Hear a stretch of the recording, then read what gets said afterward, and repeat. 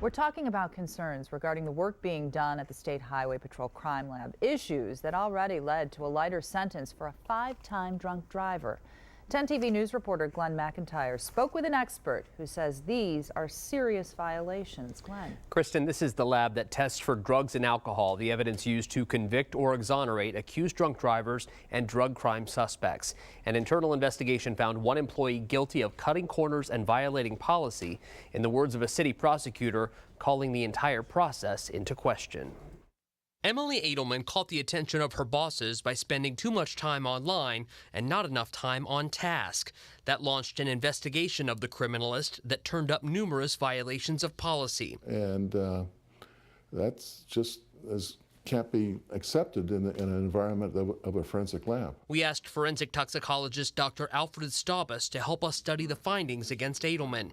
He says in such a high-stakes environment, there's no room for error. In this business, the results affect somebody's livelihood.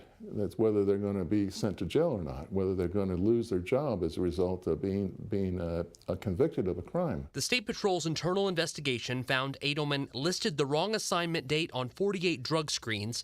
In 2 drug screens reported using a testing substance that had already been depleted, documented transfer of samples several days after they'd been completed, and destroyed a daily status report, recreated it 3 days later, and backdated it.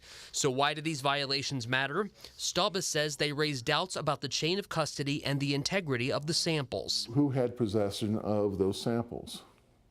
That raises the question if those samples were not in her possession or just sitting out where anybody could walk by and alter them if they wanted to.